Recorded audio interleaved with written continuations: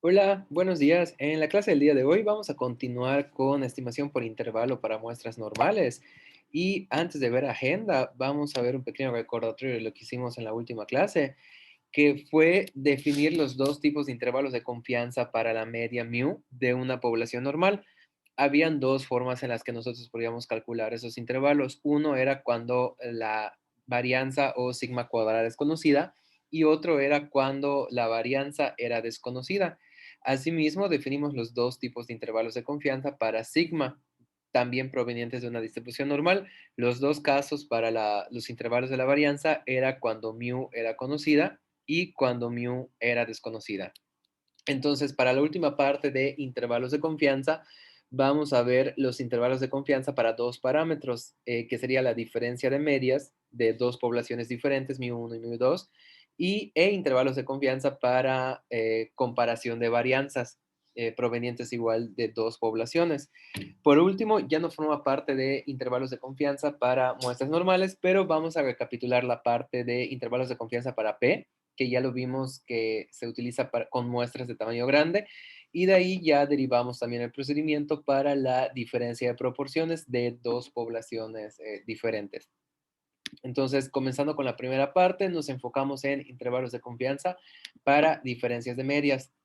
Entonces ahora vamos a suponer que estamos interesados en comparar las medias de dos poblaciones normales, una media mu1 con varianza sigma 1 cuadrada de la población 1 y la otra media mu2 con varianza y sigma cuadrada de la población 2. Si las muestras son independientes, los intervalos de confianza para la diferencia de medias basados en una variable aleatoria con distribución t se pueden construir si suponemos que las dos poblaciones tienen una varianza común pero desconocida. Es decir, que la varianza de la población 1 es igual a la varianza de la población 2, que podemos denotar igual a sigma cuadrada únicamente, sin especificar si es de la 1 o la 2, porque pues son iguales. Más bien no son diferentes. Entonces, si Y1 barra y Y2 barra son las medidas muestrales respectivas obtenidas a partir de una muestra aleatoria de una población normal, el intervalo de confianza para una muestra grande que vimos en la clase anterior, para la diferencia de medias, se podría desarrollar utilizando a Z como una cantidad pivotal. En este caso sería las diferencias de las medias muestrales menos las diferencias de las medias poblacionales entre la varianza de la diferencia de medias, que por propiedades de medias ya hemos visto previamente que se define de esta forma. Y eso sería una cantidad pivote. Pero como suponemos que las poblaciones muestreadas están distribuidas normalmente, Z tiene una distribución normal estándar y usando la suposición de que las varianzas son iguales, es decir, que sigma 1 es igual a sigma 2, entonces la cantidad pivotal puede reescribirse como esto que vemos aquí. Es decir, la parte de arriba sería la misma expresión y la parte de abajo, pues tenemos una sigma para ambas que podemos sacar de la raíz y nos quedaría de esta forma. Ahora vamos a denotar como Y11, Y12 hasta Yn1 la muestra aleatoria tomada de la primera población y Y21, Y22 hasta Y2N2 una muestra aleatoria independiente de tamaño N2 que sería la de la segunda población. Entonces, por fórmula, estas serían las expresiones para las respectivas medias muestrales. Ahora, el estimador insesgado usual de la varianza común, sigma, se obtiene al agrupar los datos muestrales para obtener un estimador ponderado que vamos a llamar S subíndice P al cuadrado, el cual podemos definir de esta forma. En términos de sumatorias, sería algo de este estilo, o le podemos agregar un n-1, perdón, n1 menos 1 y un n2 menos 2 para verlo en términos de las cuasivarianzas muestrales independientes. Es decir, esa sería la expresión final para calcular el estimador ponderado de la varianza agrupada. Entonces, acá lo que hay que observar es que si los tamaños de las muestras de cada una de las poblaciones son iguales, es decir, que N1 es igual a N2, entonces S cuadrada subíndice P es simplemente el promedio de las cuasivarianzas de las dos poblaciones. Si las n son de tamaño diferente, entonces sería un promedio ponderado entre la cuasivarianza muestral de la población 1 y la cuasivarianza muestral de la población 2. con un mayor peso asociado a la varianza de la muestra más grande, es decir, ahí ponderaríamos. Y podemos definir a W como esta expresión que vemos aquí, es decir, la suma de los grados de libertad menos 2. Y si nosotros nos damos cuenta, pues sería la suma de dos variables aleatorias independientes con distribución g cuadrada, la primera con n1 menos 1 grados de libertad y la segunda con n2 menos 1 grados de libertad. Entonces, W podemos probar que sigue una distribución g cuadrada con, vamos a denotarlo como V, y va a ser n1 más n2 menos 2 grados de libertad. Entonces, usamos la variable W con distribución G cuadrada y la cantidad pivotal Z definida previamente para formar la cantidad pivote, que sería la definición de una variable T, que nos dice que si tomamos una distribución normal estándar y la dividimos entre la raíz del cociente de una G cuadrada dividida en sus grados de libertad, entonces esa sigue una distribución T con B grados de libertad. Entonces, si sustituimos las expresiones aquí para la cantidad Z y la W entre sus grados de libertad, entonces podemos ver que algebraicamente, si hacemos unos ajustes, podemos llegar a una expresión de este estilo, que es la diferencia de medias menos la diferencia de medias poblacionales entre ahora sí, en lugar de la varianza perdón, en lugar de la varianza poblacional que es desconocida, pues la varianza o la desviación estándar muestral, que sería la SP.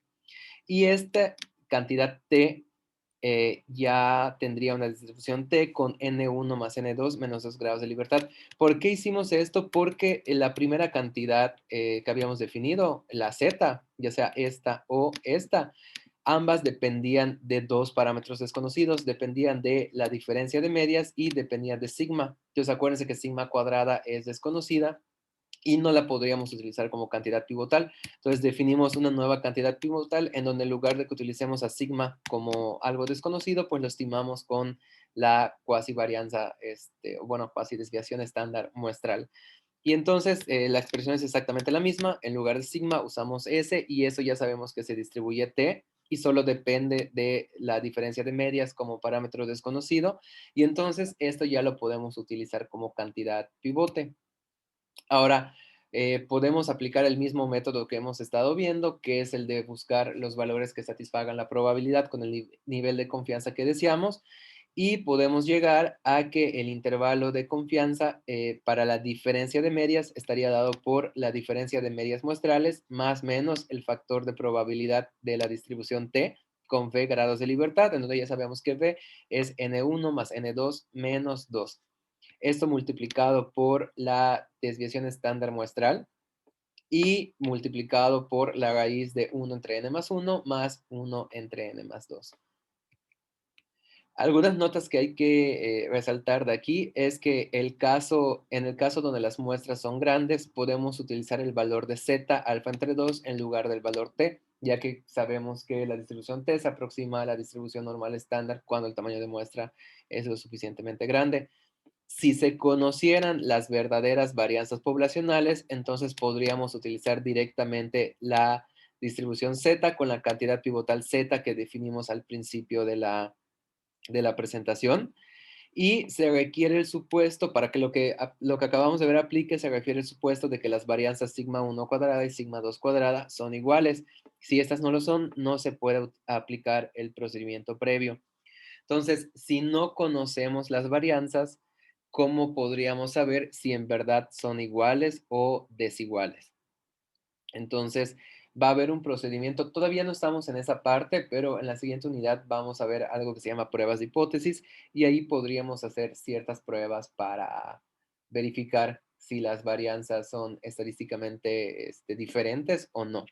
Mientras tanto, lo que vamos a hacer es definir los intervalos de confianza para un cociente de varianzas y va a haber un resultado que va a estar relacionado con las pruebas de hipótesis que nos va a indicar si este cociente bueno, nos indica que hay diferencia estadística o no entre las varianzas poblacionales. Y si ya definimos que no hay diferencia, entonces ya pudiésemos aplicar este intervalo de confianza.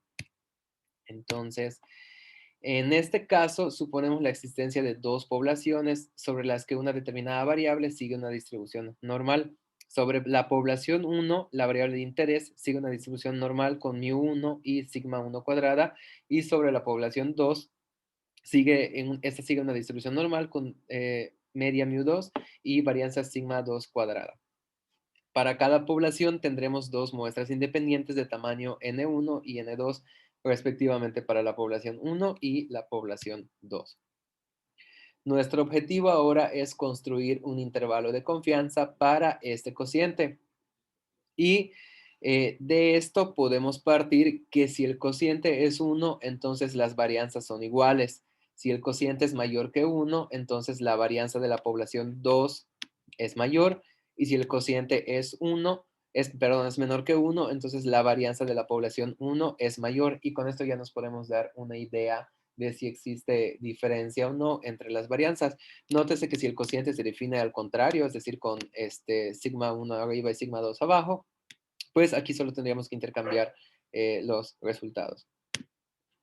Entonces, recordando, en la unidad de distribuciones muestrales, nosotros definimos una distribución f que estaba dada por esta expresión de aquí. Era eh, la cuasivarianza muestral dividido entre la varianza poblacional. Eso dividido entre la cuasivarianza muestral de la población 2 entre la varianza poblacional de la población 1. Y esto seguía una distribución f con n1 menos 1 grados de libertad en el numerador y n2 menos 1 grados de libertad en el denominador.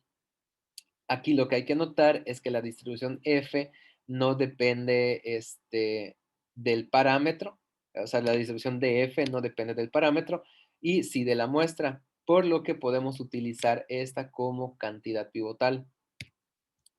Entonces, la idea es la misma. El método del pivote nos dice que tenemos que partir de la idea de que queremos un intervalo de la siguiente forma. O sea, queremos la probabilidad de que f esté entre dos valores a y b, tal que esa probabilidad sea igual a 1 menos alfa, que es el nivel de confianza. Entonces, analizando la distribución de f, que tampoco es simétrica, es algo parecido al procedimiento que hicimos para la chi cuadrada, entonces podemos llegar a que estas dos son las cantidades A y B que necesitamos y la probabilidad de que la F esté entre esas dos cantidades es 1 menos alfa. Entonces ahora lo que tendríamos que hacer es el procedimiento del método pivotal de despejar el cociente que nosotros nos interesa y llegamos a que el intervalo de confianza sería este. Nótese que aquí, por propiedades de desigualdades, cambia y entonces tendríamos sigma 1 al cuadrado entre sigma 2 al cuadrado, que estaría atrapado entre estos dos extremos, que serían justamente los intervalos de 100 por 1 menos alfa por ciento de confianza para el cociente de varianzas. Entonces, el resultado que había aquí es que si el número uno se encuentra dentro del intervalo de confianza, entonces las varianzas no son estadísticamente diferentes.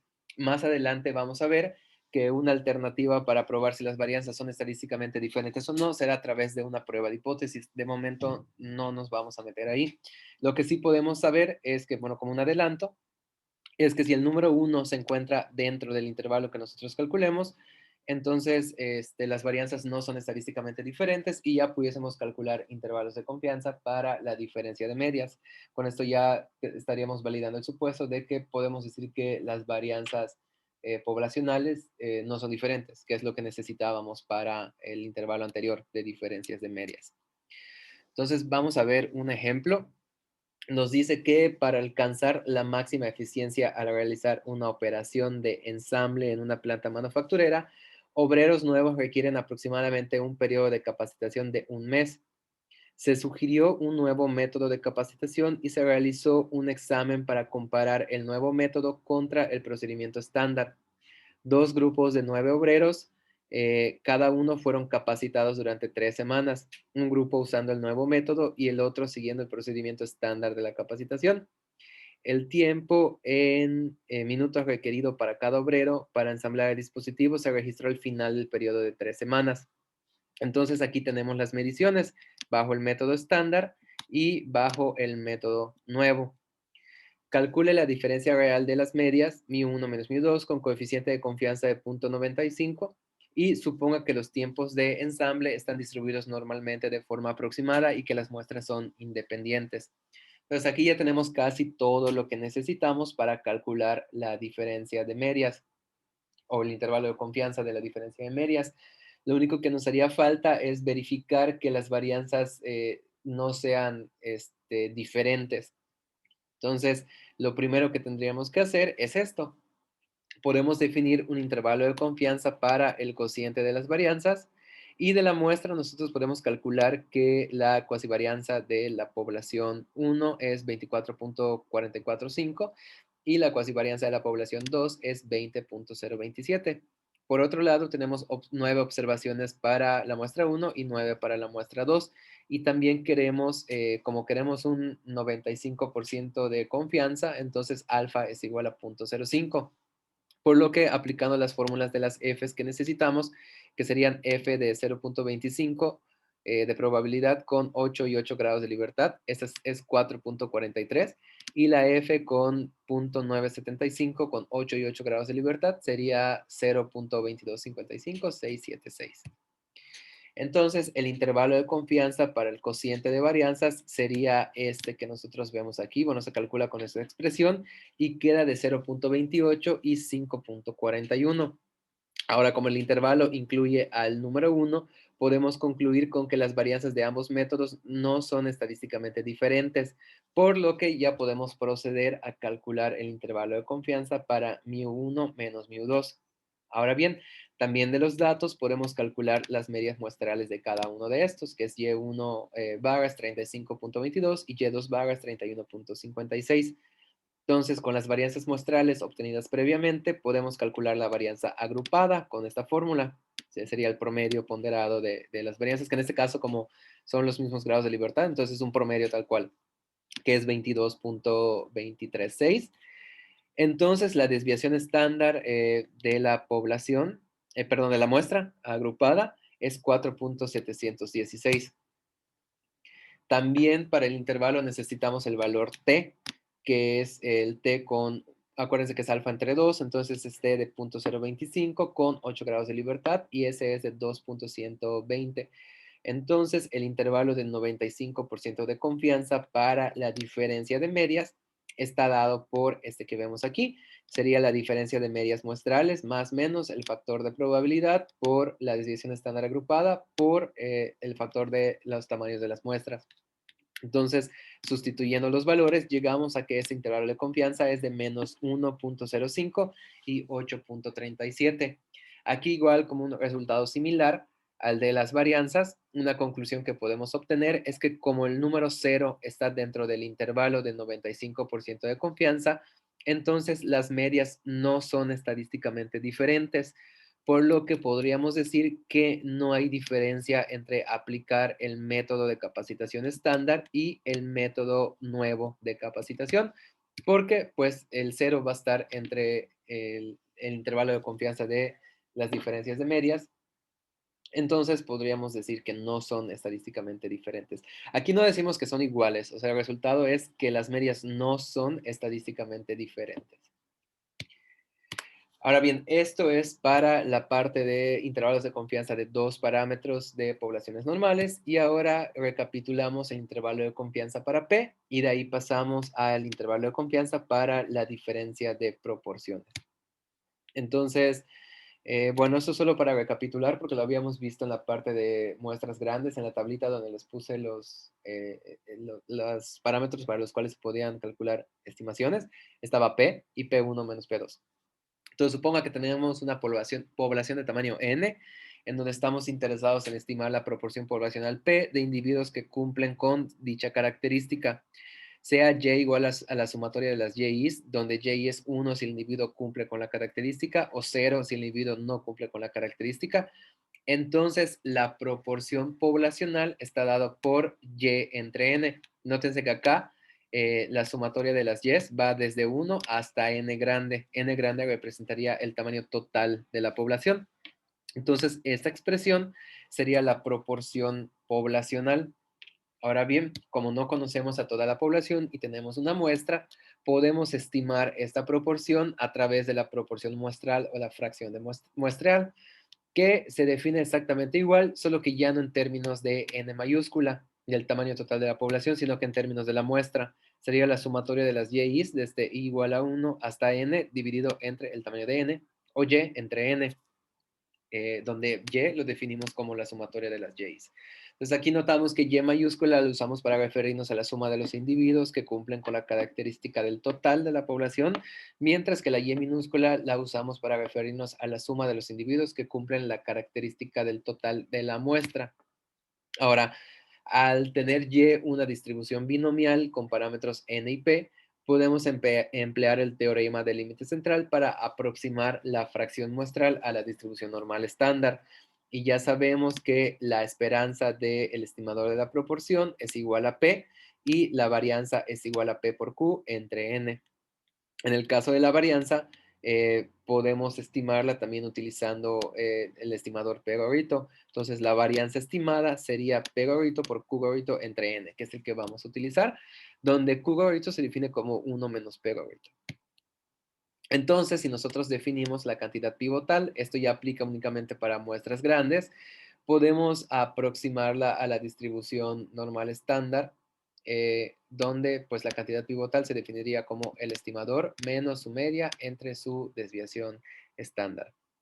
Entonces, z está en función de la muestra y del parámetro desconocido p, y su distribución no depende de p, por lo que se puede utilizar como cantidad pivotal. Siguiendo el mismo método de la cantidad, del método del pivote, perdón, los intervalos de 100%, 100 por 1 menos alfa por ciento de confianza para p estaría dado por esta expresión que vemos aquí. Sería la estimación de p más menos el factor de probabilidad de la distribución normal estándar por la raíz de la varianza del estimador de la proporción. Ahora lo que hacemos es replicarlo, pero para dos poblaciones. Suponemos que tenemos P1 gorrito y P2 gorrito como estimadores de P1 y P2 respectivamente, por lo que la diferencia de ellas también puede aproximarse a la distribución normal estándar. Aquí lo que tendríamos que hacer es ver a P1 gorrito menos P2 gorrito como una variable independiente, podemos dar el nombre de W, y tendríamos que verificar que su media es justamente la diferencia de proporciones y su varianza o desviación estándar estaría dado por esta expresión de aquí. Y así esa cantidad z se distribuiría normal estándar de manera aproximada y puede utilizarse como cantidad pivotal, ya que va en función de los datos muestrales del parámetro desconocido P1 menos P2 y su distribución no depende de P1 y de P2.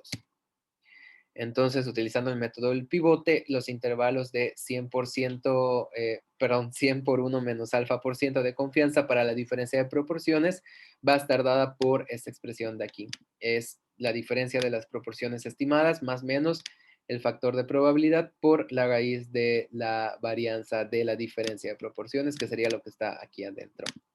Y el resultado sería similar si el cero está dentro del intervalo calculado, entonces podemos decir que las proporciones no son estadísticamente diferentes.